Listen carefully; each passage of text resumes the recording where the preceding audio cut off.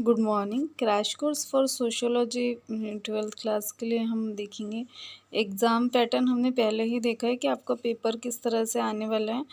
तो उसमें हमने देखा कि फर्स्ट क्वेश्चन उसके 4 पार्ट होते हैं, ए बी सी डी, और ये सारे ऑब्जेक्टिव होते हैं जो अंडरस्टैंडिंग और नॉलेज बेस्ड क्वेश्चंस होते हैं। सबसे फर्स्ट क्वेश्चन यानी फर्स्ट क्वेश्चन का ए है, फिल इन द ब्लैंक्स। तो इस वीडियो में हम एससीईआरटी की टेक्स्ट बुक की सारी एक्सरसाइज की फिल इन द ब्लैंक्स देखेंगे इंशाल्लाह।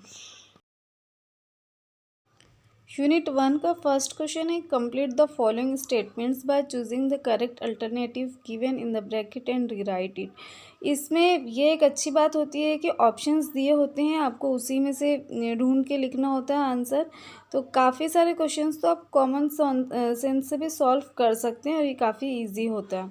तो देखते हैं first question. Monks in Buddhist monasteries were called bhikkhus. देखिए, जो मॉन्क होते हैं बुद्धिस्ट मोनेस्ट्रीज़ में, ये लोग जो रहते हैं ये भिक्खूस कहलाते हैं। और जो इनकी फीमेल होती है, जो लेडी मॉन्क होती है, वो भिक्खुनीस कहलाती है।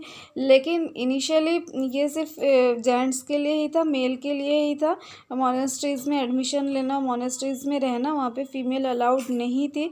इसलिए जो मॉन्क होते थे वो भिक्खूस ही कहलाते थे, और जब फीमेल इसमें इंटर हुई तो वो भिक्खुनीस कहलाने लगी। सेकेंड क्वेश्चन है, the special marriage act was passed in the year 1954। Special marriage act 1954 में पास हुआ। Unit 2, secondary type relations are significant in urban society. Secondary type relations वो रिलेशंस होते हैं जो इम्पर्सनल गोल ओरिएंटेड होते हैं। मतलब अर्बन सोसाइटी में कैसे लोग एक दूसरे के साथ में बहुत प्रोफेशनल रिलेशन रखते हैं, बस जितना काम है उतना ही ताल्लुक़ होता है। ऐसे पर्सनल रिलेशन या नहीं होते हैं जिस तरह से गांव में होता है कि रोज़ शाम में सारे लोग इकट्ठा होते हैं, फेस्टिवल्स मिल के मनाते हैं। तो शहरों में इस तरह से नहीं होता। ये रिलेशन को सेकेंडरी टाइप रिलेशन कहा जाता है, और मोस्टली ये रिलेशन टेम्परेरी होते हैं कि जब तक के काम है तब तक के रिलेशन होते हैं, उसके बाद में नहीं होता। सेकेंड क्वेश्चन है, over 55% of the tribal population in India is found in the region of the country. जो हमारे देश की, भारत की 55% ट्राइबल पॉपुलेशन भारत के सेंट्रल एरिया में, सेंट्रल इंडिया में ये रहती है। थर्ड यूनिट है, gender is genetic. Gender genetic है, ऑब्वियसली ये लर्न तो हो नहीं सकता। फिर थर्ड यूनिट का सेकेंड क्वेश्चन है, सोशल डिस्पैरिटी इनकरेजेस डिविजिवनेस। जो तफरीक को, भेदभाव को बढ़ावा देती है, सोशल डिस्पैरिटी। यूनिट 4 का फर्स्ट क्वेश्चन है, the use of computers to streamline job application is called digitalisation. ये तो कॉमन सेंस से भी हम सभी जानते हैं कि कंप्यूटर के से इस्तेमाल होने वाले कंप्यूटर जिस कामों में यूज़ होते हैं टेक्नोलॉजी की, इन सारी चीज़ों को हम डिजिटल कहते हैं।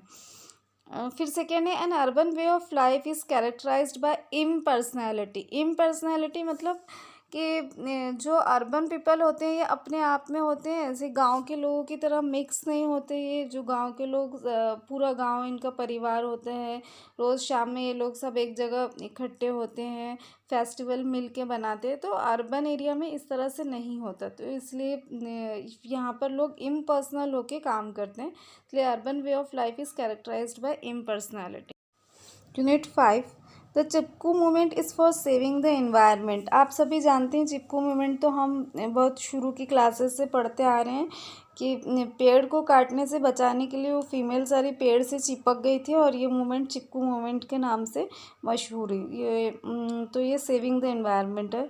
फिर उसके बाद में the Bharatiya Lokdal was started in the year 1974। Bharatiya Lokdal 1974 में शुरू हुआ। फिर यूनिट 6 का first question, domestic violence act was passed in the year 2005। Recently ये डोमेस्टिक वायलेंस का एक्ट पास हुआ था 2005 में। फिर सेकेंड क्वेश्चन है, one of the causes of former society is definitely indebtedness. जो कर्ज़ की वजह से ही, कर्ज़ के बोझ की वजह से ही ज़्यादातर इंडिया में किसान खुदकुशी कर रहे हैं, सुसाइड कर रहे हैं। तो ये हमारे 6 यूनिट कंप्लीट हो गए हैं, 6 यूनिट हमारे हैं। और अब इसका जो बी क्वेश्चन है उसका एक क्वेश्चन हम देख लेते हैं, बी क्या है। क्वेश्चन 1 का बी होता है, correct the incorrect pair and rewrite it. 4 pairs यहाँ पे दिए होते हैं, जिसमें से 3 पेयर्स राइट होते हैं और 1 पेयर रॉन्ग होते हैं। हमको उसको करेक्ट करके चारों पेयर फिर से लिखने होते हैं। तो और ये भी आप कॉमन सेंस से भी बहुत बार सॉल्व कर सकते हैं, देख के ही समझ में आते हैं कि क्या गलती है। तो पहला वाला है राजमार्ग, हिंदुइज्म करेक्ट है बिल्कुल। तीर्थंकर ये तो सभी जानते हैं, जैनिज्म का ही कंसेप्ट है ये।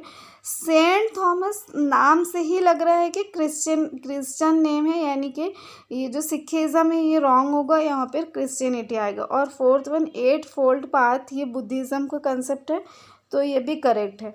इसमें थर्ड वाला ऑप्शन रॉन्ग था, इसको आपको करेक्ट करके लिखना था।